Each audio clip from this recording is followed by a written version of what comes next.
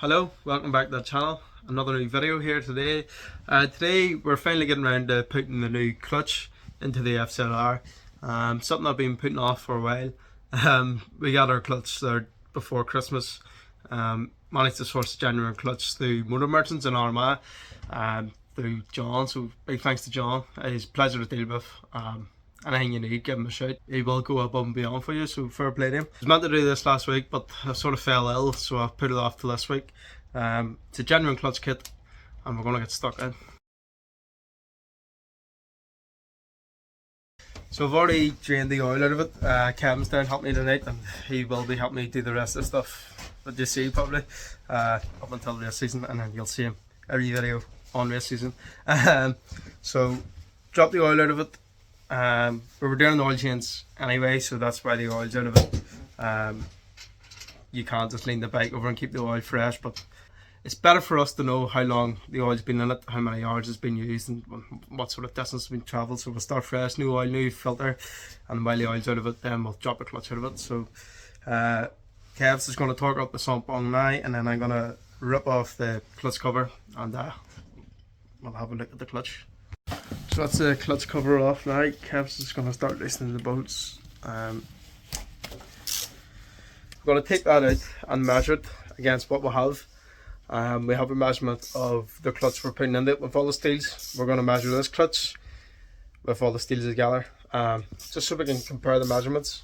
The reason why we're replacing this clutch is on the dyno run, one of the last dyno runs, there were signs of it starting to slip. So we didn't want to turn up on a assessment day and be stuck with a clutch slipping, so we may as well go ahead and put one in it. And again, we went genuine because with our experience with Steve, the genuine ones seem to last a bit longer, and there seem to be a better clutch. You can't get other ones. We do have another clutch there. To do this as backup, it's only 40 quid. Of the genuine ones, clutch is a lot more than 40 quid. So once we get this here, it'll come back to you, and we'll start measuring and seeing what the difference is between the clutches. So that's the clutch all out. So we've figured out that this is a SP basket, so you can have an RR or an SP basket. I do have a RR basket here, so you can see the difference if you look at the legs on the actual clutch basket compared to these ones here. There's not a cutout. The difference is the SP uses an extra friction plate, so there's 9 friction plates and 8 steels, whereas an SP will use 8 and 8, so 8 steels, 8 friction plates. From experience with Stephen, the SP, yeah, he's using an SP. Yeah, Steve's using an SP, and anytime he had an RR in it originally, I think, and caused him a bit of grief. I think one of these legs broke off on him one time, which was a bit scary. So that is good. We don't need to change that. And then this is our new genuine clutch. Friction plates soaking in oil. They've been soaking in oil for a while, so they can go straight on now without having to worry too much about that. So we've got new steels as well to go on. So it'll be new friction plates, new steels, and that should be here ready to go. Apart from that, there's not much else to do, so I'll get a bit of video of Kevin putting it all back together. So it'll go, starts with a friction plate and ends with a friction plate, whereas if it was an RR, it would start with friction plate, and then it'll have a back to back. Yeah, so you have a friction plate on the outside. Yeah, from experience, when the engine builder who builds the 400s, he usually doubles up the steels to give you that extra bit, but thankfully you don't need to do that. So yeah, we'll get stuck in and rebuilding it. Sometimes we're not ourselves, there's no one I can turn to. And I know all the feelings that we shared are in the past.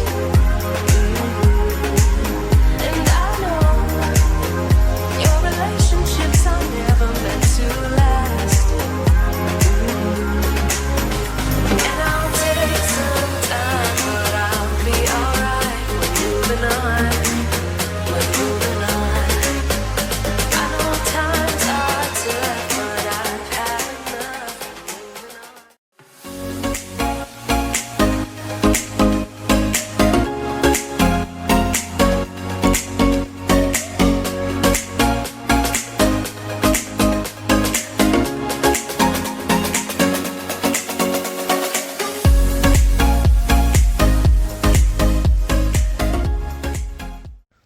the new clutch in, all tight, all torqued. So just time to put the cover back on, put oil back in the bike. New filters already on, oil back in, and then start her up and make sure we have a clutch bit, and then make sure we can get a gear in all the gears, and then that should be jobs done. Fingers crossed. So that's the cover back on. They're all tight. Just put oil back in.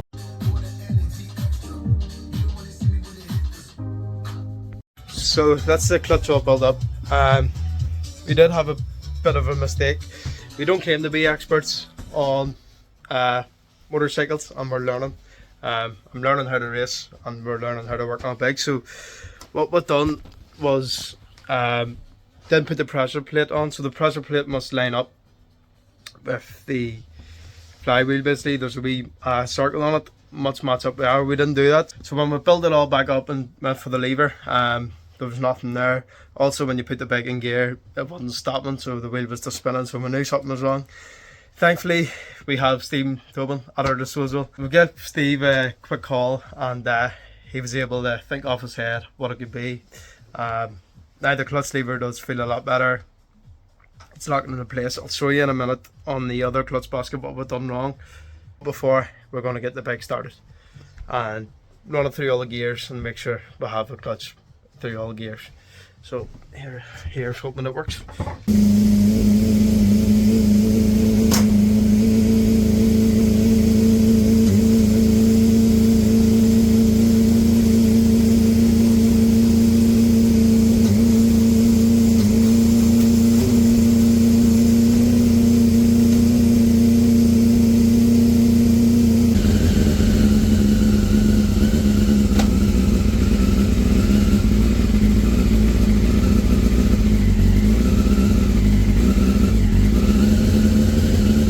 So this is the other clutch basket. This is the RR one.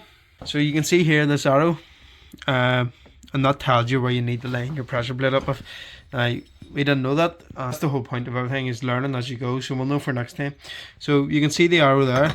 What you want to do is line that pressure plate up with this dot, and that'll be it. That's it timed. We had it out one tooth, or one. We had it out by one, and that was causing the issue. So as you see now, the clutch is working. We're getting about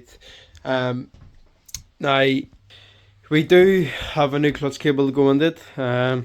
This one's had better days, and you can see there's also no free play in the clutch at all. So that will be changed. So it runs down into the frame and then down through here. So to adjust the clutch, you do it through this wee bung. You pry that out. There's a locking nut, and there's a threaded piece with Phillips head on it. And that's how you adjust it. And then this cable goes onto this lever here. So you'll pop that out, take the lever out, and then adjust your clutch. And then that'll be it, fully done. So the clutch is in. We have a new genuine Yamaha clutch cable to go in it, but at this moment I don't know what I've done with. The place is an absolute bombshell, as you've probably seen throughout the background. I need a bit of time just to clear the whole place out. There's a lot of stuff lying in here from pit bikes, and there's a crank lying there, and there's just stuff everywhere, so it does need a good clean out, which I will do this week and get it all organised. It's nice to have a nice clean working environment, so it's nice to have a nice clean working environment. So that is the plan, to get in here clean. We'll find the clutch cable, we'll fit it. Hopefully it shouldn't take us that long to fit that, and then just fine tuning the adjustment. That's probably the most major job left to do on the bike. Thankfully I have ordered a new brake master cylinder as well to go on the bike, so it should be here next week, and we should be able to fit that as well. We're running out of days. It's now the 9th of January. We're at the 24th, so we're getting there. Just today, as I'm recording this video, the Ulster Centre's released their dates, so I'm going to have them on screen now. Like I predicted, the first race weekend was St Patrick's weekend. That's what I predicted. Nothing really too out of the ordinary. Ulster Grand Prix again not running.